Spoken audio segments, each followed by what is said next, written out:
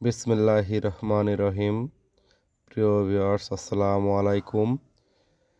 আমরা গত ট্রিপে আপনাদেরকে দেখাইছিলাম নোয়াপাড়া থেকে বগুড়া এবং পঞ্চগড় থেকে কাঁঠালবাড়ি ফেরিঘাট সম্পূর্ণ ভিডিওটি, এবং ওখান থেকে আপনাদেরকে বলেছিলাম যে আমরা এখান থেকে কুষ্টিয়াতে যাব এবং কুষ্টিয়া থেকে বালু লোড করব। সেই ভিডিওটি আপনাদের সামনে নিয়ে চলে আসলাম।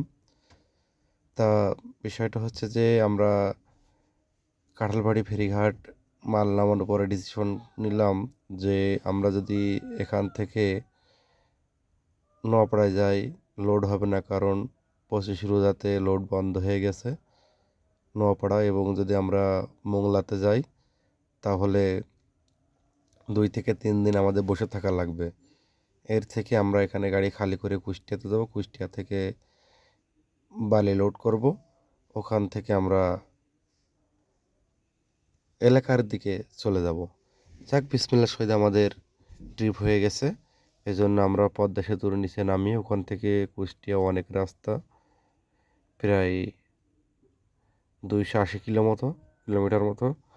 ওখান থেকে এসে আমরা কুষ্টিয়া শিলাইদহতে বাড়ি লোড করছি।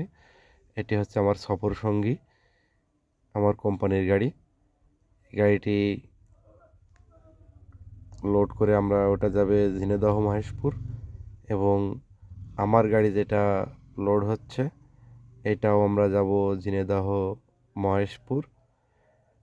আমাদের এক একটি গাড়ির ভাড়া হচ্ছে 15,000 টাকা ভাড়া, যেহেতু অল্প রাস্তা, লোকাল ট্রিপ বলা হয় এগুলা।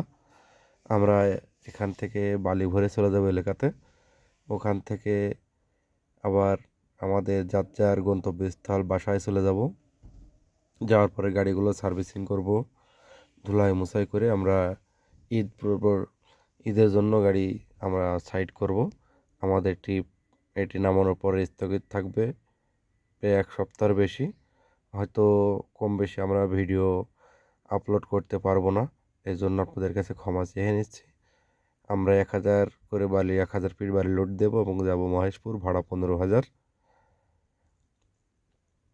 এবং যারা আমাদেরকে ভালোবাসেন, আমার চ্যানেলটিকে ভালোবাসেন, তারা অবশ্যই আমার চ্যানেলটিকে সাবস্ক্রাইব করবেন, শেয়ার করবেন, লাইক করবেন, এবং কমেন্টের মাধ্যমে অবশ্যই জানাবেন যে আপনারা কেমন ভিডিও চান, এবং যেগুলো আপনারা জানতে চাবেন কমেন্টের মাধ্যমে জানাবেন।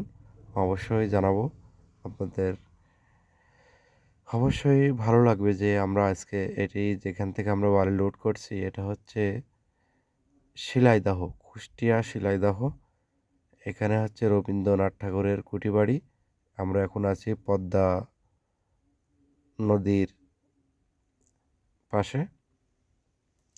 আমি আবারও আপনাদেরকে অনুরোধ করবো, যারা আমার চ্যানেলটিকে সাবস্ক্রাইব করেননি অবশ্যই সাবস্ক্রাইব করবেন, এবং বেল নোটিফিকেশন আইকনটি অল করে দেবেন, যাতে আমরা ভিডিও দেওয়া মাত্রই আপনারা দেখতে পারেন যে কোথায় যাচ্ছি, কী করছি। সবাই ভালো থাকবেন। আসসালামু আলাইকুম রহমতুল্লাহ।